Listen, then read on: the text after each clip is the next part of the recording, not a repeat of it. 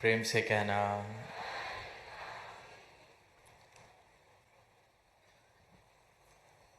ये भव्य नज़ारा आज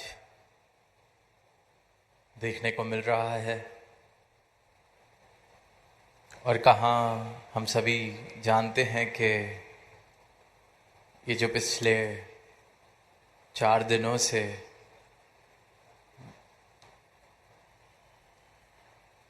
जिस अमृत वर्षा का हम आनंद ले रहे हैं, ये वैसे तो दिसंबर 2024 में ये रूप बनना था, पर फिर मौसम को देखते हुए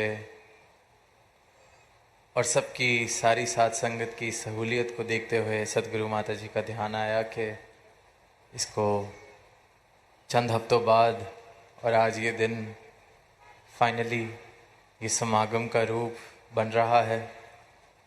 निरंकारी यूथ सिंपोजियम कल संपन्न हुआ और अब ये समागम भी संपन्नता की ओर। अब ये चाहे समागम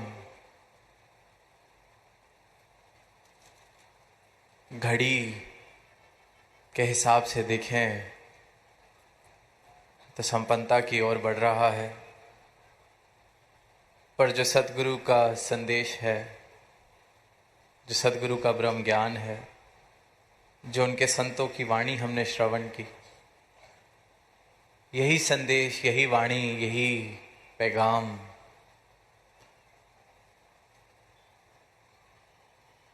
जीवन में जागृति की शुरुआत करता है। भक्ति का आरंभ जीवन में सतगुरु के आने से हो जाता है। अनेक संतों ने पिछले कुछ समय में अपनी भावनाएं साझा की, अपने जीवन के अनुभव साझे किए, कहा कि क्यों मानव को ज़रूरत है इस परम पिता को जानने की, क्यों सिर्फ नाम लेना काफ़ी नहीं है इस प्रभु का, क्यों इसे जानना, इसे पा लेना ज़रूरी है।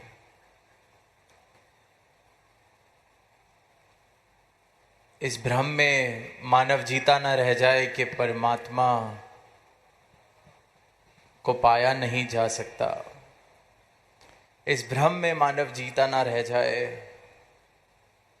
कि ये परमात्मा को सिर्फ किसी सीमित स्थान पर ही पाया जा सकता है, किसी खास धरा पर जाके ही पाया जा सकता है, किसी मंदिर में ही पाया जा सकता है, किसी खास समय पर ही परमात्मा को प्राप्त किया जा सकता है। कई मानव ऐसे ही भ्रमों में जीता ना रह जाए कि सिर्फ नाम ले लेना ही काफ़ी है, सिर्फ पूजा अर्चना कर लेना काफ़ी है। इस भ्रम को दूर करने के लिए एक एक संत ने, जिसने ये यात्रा की कि हम भी नाम ही ले रहे थे, हम भी आवाज़ ही दे रहे थे, हमें भी लगता था कि ये तो ऐसे कर्म हम करें, ऐसी आराधना हम करें इस प्रभु की कि शायद हमसे खुश होके जब ये जीवन की यात्रा खत्म होगी तो शायद प्रभु किसी स्वर्ग में हमें जगह दे देंगे, शायद अपने चरणों में स्थान दे देंगे। तो शायद और इस भ्रम की अवस्था से जिस जिस संत ने पाया है, प्रभु को पाया है, उस संत ने ये आवाज़ आज दी कि हम भी ऐसे ही भ्रमित, ऐसे ही शायद, ऐसे ही अंदाजे की बुनियाद पर इस प्रभु का नाम ले रहे थे, पर आज प्राप्त कर लिया है, देख लिया है, पा लिया है, चरणों में स्थान प्राप्त हो गया इस प्रभु के जीते जी। इस शरीर की यात्रा के चलते चलते, इन श्वासों की लड़ियों के चलते चलते प्राप्त किया है इस प्रभु को। और फिर पूछते हैं कि क्या मिला प्राप्त करके? तो संत आगे से कहते हैं कि मानो एक जलती बलती धरती धरा। हम अक्सर जब राजस्थान इस प्रदेश का नाम सुनते हैं तो पता चलता है कि कितनी गर्मी यहाँ कुछ क्षेत्रों में होती है। तो संतों ने कहा कि मानो के तपता हुआ सूरज चमक रहा हो, मानो अंगारों के मौसम बने हो। इतनी गर्मी, इतनी तपती बलती गर्मी में एक यात्रा तय करनी हो और वहाँ कोई छांव हमें दे दे उस यात्रा को पूरा करने के लिए। कि एक तो रास्ता है इस धूप में सड़ते हुए चलते जाएं, इस यात्रा को करें, और एक है वहीं ठंडी शीतलता भरी छाएं मिल जाएं और वहाँ ये यात्रा करने को मिले। तो परमात्मा को प्राप्त करने से पहले जीवन उस धूप में चलने की तरह, आज भी यात्रा वही है, रास्ता वही है, चल अभी भी रहे हैं इस जीवन की यात्रा में, पर एक ठंडक भरी छांव इस परमात्मा की मिल गई है। इस दुनिया के जो उतार चढ़ाव, जैसे उस यात्री को धूप लग रही थी, वैसे जिस तरह से ये जीवन को पहले अनुभव कर रहे थे, दुख प्राप्त कर रहे थे, चोटिल हो रहे थे, दिल टूट रहे थे, वहां इस परमात्मा की ओट मिल गई है, संभाल लिया है इसने। इस धूप में चलते हुए यात्री को छाया दे दी है। तो कौन नहीं चाहेगा ऐसा जीवन? कोई धूप में यात्रा कर रहा हो और उसको बोला जाए कि छांव में भी यही यात्रा की जा सकती है, कौन नहीं चाहेगा? चलना तो है ही, चल रहे हैं, पर साथ कोई बोले कि छाया में चल सकते हैं, धूप में सड़ने की जरूरत नहीं। और यही एक पैगाम, संदेश संत दे रहे हैं मानवता को कि क्यों नफरत की, वैर की, ईर्ष्या की दीवारें बनाकर, क्यों एक दूसरे को नीचा दिखाकर, क्यों एक दूसरे के लिए मन मुटाव रखकर, क्यों इन बंदिशों में जीकर इन नफरतों के अंगारों में जी रहे हो? क्यों इतना खूबसूरत जीवन इस तरह से सड़ता हुआ जीवन बना रहे हो? ये ठंडी छाया, परमात्मा की ठंडी छाया मेरा सतगुरु दे रहा है, आप भी प्राप्त कर लीजिए, अपना जीवन सुंदर कर लीजिए, ठंडक प्राप्त कर लीजिए। कोई ज़रूरत नहीं है इस नफरत की आग में जलने की, कोई ज़रूरत नहीं है अंधकार में ये जीवन व्यतीत करने की।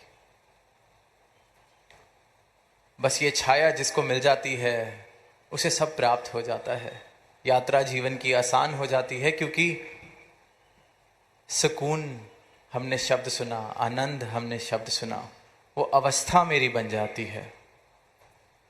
मुझे समझ आ जाता है कि ये शरीर मैं नहीं हूँ, मेरा अस्तित्व, ये जो मेरा कुल, कुटुंब, शरीर, परिवार, मेरी उपलब्धियाँ, मुझे कितने लोग जानते हैं, कितने लोग मुझे सलाम करते हैं, ये कोई पैमाना नहीं है मेरे अस्तित्व का। मेरा मूल मुझे मिल गया है, मुझे समझ आ गया है, मन तू ज्योत स्वरूप है, अपना मूल पहचान। मेरा मन राजी हो गया है, इनके चरणों में समर्पित हो गया है। और जब मैं इस परमात्मा को जान लेता हूं तो मुझे अपनी पहचान भी हो जाती है। तो इस परमात्मा को जानने से पहले जो मैं एक जीवन जी रहा था, जहां सिर्फ निराशा, जितना मिल जाए, जितना उपलब्धियां हो जाएं, उसके बावजूद भी निराशा, जितना मिल जाए उसके बाद भी ऐसे लगता है कि ये कंगालता वाला जीवन, कितनी कमियां हैं। ऐसा जीवन जो मैं जी रहा था,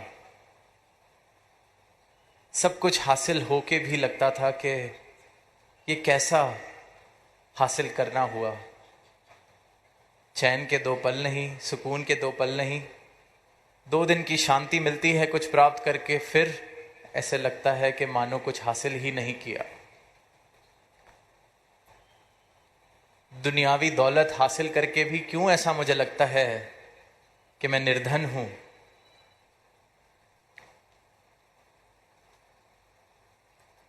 फिर संतों की वाणी कान में पड़ती है कि कबीर सब जग निर्धना, धनवंता ना कोय, कि सारा ही ये जग निर्धना है, धनवान कोई भी नहीं।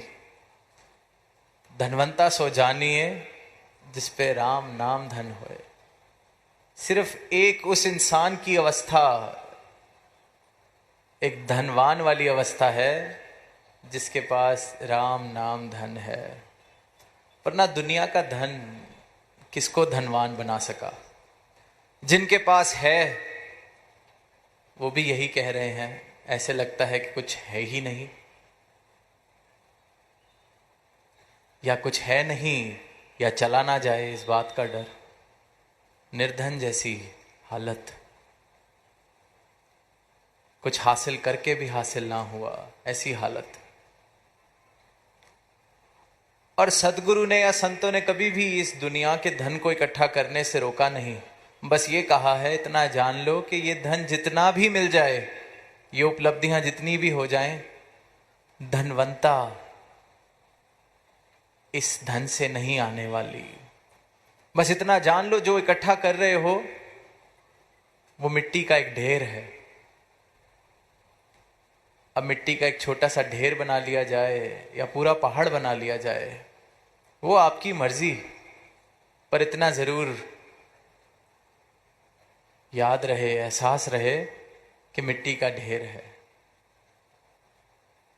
इससे मेरी निर्धनता मिटने वाली नहीं है, इससे मेरी कंगालता मिटने वाली नहीं है, इससे कोई अमीरी आने वाली नहीं है। ये दुनियावी सुख साधन जरूर अव्वल दर्जे के मेरे जीवन में आ सकते हैं, बहुत मुबारक है। आज अगर किसी के पास 10 है, उसकी चाहत है कि मेरे पास 100 हो, बहुत मुबारक है। बस इतना सा ही ये एहसास कराते हैं कि वो 10 का 100 हो जाए, 100 का 1000 हो जाए, 1000 का लाख हो जाए, है मिट्टी ही। तो जो असली धन है उसको प्राप्त करके जीवन में धनवान हो जाएं। राजस्थान में पिछले 3 दिन से मीराबाई का जिक्र हो रहा है। अनेकों बार ये जिक्र सुनते हैं, कैसे एक राजकुमारी, सबने ये बात सुनी है, कही है, पर इस बात पर हम गौर भी करें। हम खुद कहते हैं कि सब कुछ था दुनियावी नजरों में। दास को लगता है कि उस समय के राजकुमारी अगर वो थे तो ना जाने ऐसे कितने लोग इकट्ठे कर लें, अपनी सारी धन दौलत को शायद मिलाकर भी उनसे ज्यादा धन, ये दुनियावी धन, संसारी धन उनको विरासत में मिला होगा। पर फिर भी राम रतन धन की चाहत, उसकी प्राप्ति के बाद मीराबाई ने खुद को धनवान माना। तो इस परमात्मा को सही मायने में जिसने प्राप्त किया है, उसको इस धनवंता का एहसास होता है कि क्यों कहा गया है कि संसार का जितना भी धन इकट्ठा कर लिया जाए, जितनी भी उपलब्धियां हासिल कर ली जाएं, क्यों संतों ने कहा है कि सब जग निर्धना। क्यों ये बात कही है? क्योंकि उन्होंने असली दौलत प्राप्त करी। राजा जनक की भी हम बात सुनते हैं, राजा होके भी इस ब्रह्म को प्राप्त करने की चाहत, क्योंकि समझ आ गया कि दुनिया तो मुझे राजा कह रही है, मेरी प्रजा सारे मुझे सर झुकाकर मिलते हैं, सारी दौलत संसार की मेरे पास, पर मुझे तो पता है कि मैं तो अंदर से निर्धन का निर्धन हूं। फिर गुरु अष्टावक्र आते हैं तो मुझे धनवान बना के गए। एक एक इंसान जिसने इस प्राप्ति को समझा है, प्राप्त किया है सदगुरु की कृपा से, उसको समझ आया है असली में धनवंता कहा किसे जाता है, किस अवस्था को कहा जाता है। और ऐसा नहीं कि सिर्फ जिनके पास ये संसारिक दौलत थी उन्होंने ही ये उद्घोषणा की। कबीर दास जी के बारे में भी हम जानते हैं, आर्थिक रूप से क्या स्थिति, और खुद को शहंशाह वाली अवस्था दी उन्होंने। चाहा मिटी चिंता मिटी मनवा बेपरवाह, जिसको कुछ नहीं चाहिए सोई वो शहंशाह। बता दिया कि महलों में रहने वाले भी कंगाल हैं, मैं शहंशाह हूं क्योंकि मुझे ये शहंशाह मिल गया है, ये परमात्मा मिल गया है, ये धन मिल गया है असली। आज यही संत, एक एक संत यही पैगाम दे रहे हैं, संदेश दे रहे हैं कि ये निर्धनता वाला जीवन छोड़ के सच्चे धन को प्राप्त कर लिया जाए।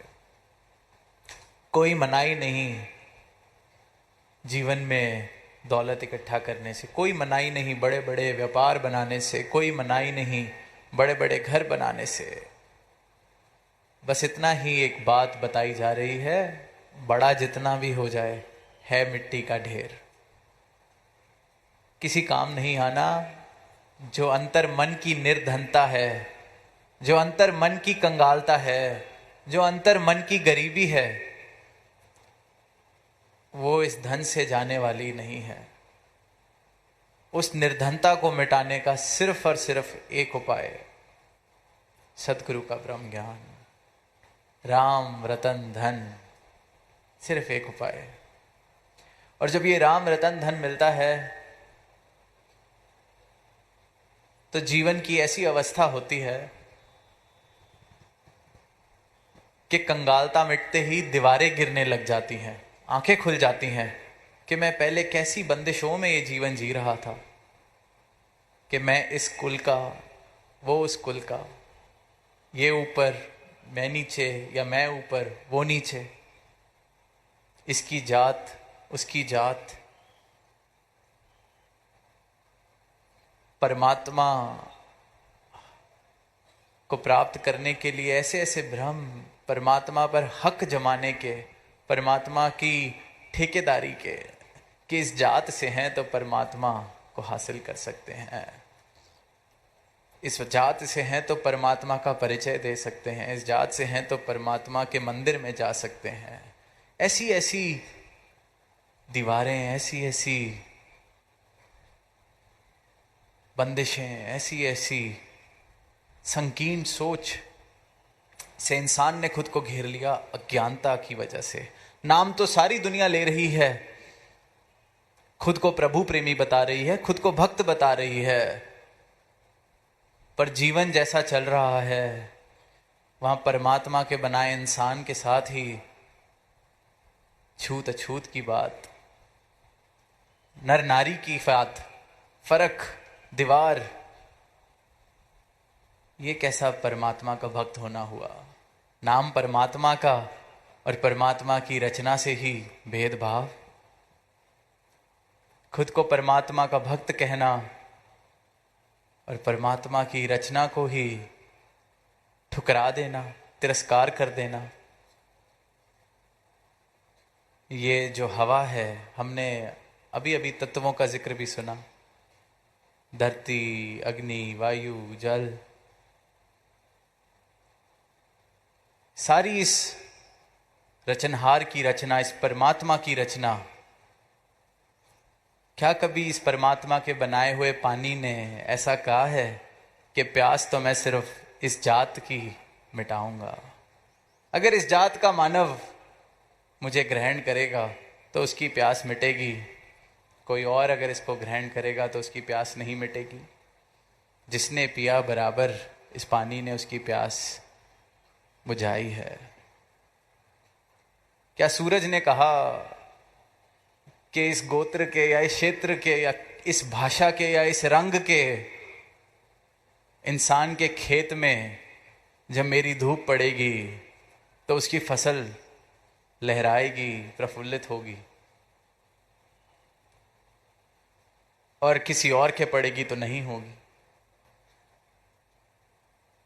सबके ऊपर बराबर ये धूप पड़ रही है, सबके खेत पर बराबर उनकी फसलों को पोषण दे रही है।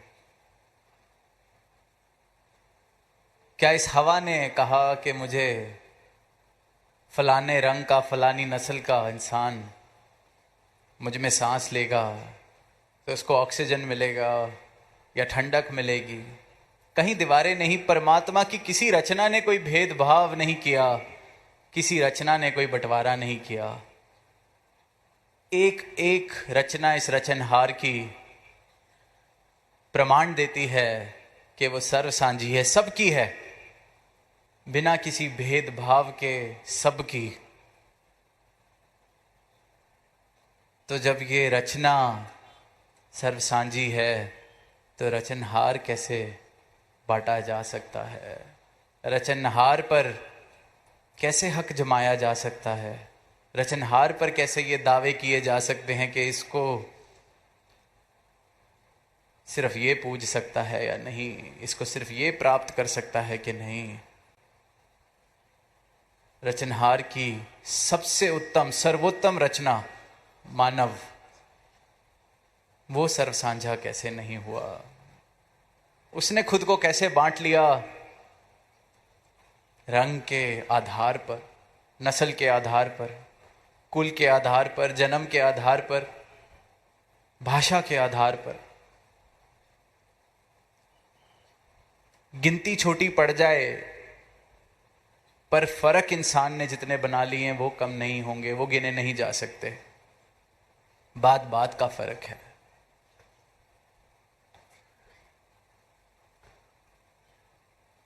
तो ये सब निर्धनता के लक्षण हैं।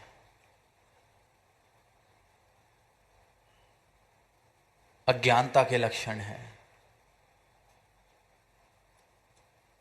जिस जीवन में ये सत्य का ज्ञान ना हो, उससे बड़ा निर्धन कोई नहीं। क्योंकि जिसके जीवन में सत्य का ज्ञान आ जाता है, सत्य का एहसास आ जाता है, वो फिर ये सत्य ही बांटता है, सिर्फ प्रेम ही बांटता है। सारे फर्क गिर जाते हैं। हम दुनियावी तौर पर देखते हैं कि कोई छोटी सी एक कोली में, छोटी सी घर में अगर रह रहा हो, बहुत छोटा घर किसी का हो, तो हम सांसारिक दृष्टि से कह देते हैं कि निर्धन है। छोटा सा घर है, इसका पास घर भी नहीं है, पूरा लेट भी नहीं सकता अपने घर में। पर जो इंसान खुद को इतनी दीवारों में बांध ले, जात की, नस्ल की, नर नारी की, भाषा की, रंग की, सोचें वो कितनी छोटी सी एक कुटिया में रह रहा है। सिर्फ और सिर्फ दीवार खड़ी कर ली है जिसने अपने पास, अज्ञानता के कारण। असली निर्धन वो हुआ। तो ये सारी दीवारें हटाकर इस विशाल परमात्मा को प्राप्त कर कर, असीम को प्राप्त कर कर, अपनी भी जो अवस्था निर्धनता वाली है उसको राम नाम धन दे दें, असीम दौलत प्राप्त कर लें, ताकि इस जीवन में सिर्फ और सिर्फ एक सत्य के साथ मेरा नाता बना रहे। और इस सत्य को आधार बनाकर इस ब्रह्म ज्ञान को आधार बनाकर जब जीवन जिया जाता है तो जो ये मिट्टी के ढेर भी हम बना रहे हैं, इकट्ठे कर रहे हैं, इनके साथ भी बड़ा खूबसूरत सा एक रिश्ता बन जाता है। बड़े हैं तो मुबारक, कभी थोड़ी सी कोई और मिट्टी ले गया उस मिट्टी के ढेर में से तो भी वो चुभता नहीं, क्योंकि पता है मिट्टी है। जब उसी को सब कुछ मान लेते हैं तो बड़ा दुख होता है कि कोई मेरा एक दाना भी कैसे ले गया, एक पैसा भी कैसे ले गया। मिट्टी है, यहाँ पड़ी थी वहाँ पड़ी है। ये अवस्था बन जाती है, आसक्ति का भाव छूटने लगता है, क्योंकि सच्चाई समझ आ जाती है कि ये तो मिथ्या है। इसके साथ रिश्ता बना भी लिया तो मैं ही मूर्ख था, जाना तो इसने है। आज कोई नहीं लेके गया, जिस दिन ये यात्रा खत्म होनी है तब तो सब यहीं छूट जाना है। तो इस सत्य का एहसास जिस जीवन में आ जाए वो जीवन धनवान है, असली धनवान है, सही मायनों में धनवान है। तो अंत में वही कबीरदास जी की पंक्तियां कि कबीर सब जग निर्धना, धनवंता नहीं कोई, धनवंता सो जानिए जिस पे राम नाम धन होए। प्रेम से कहना धन।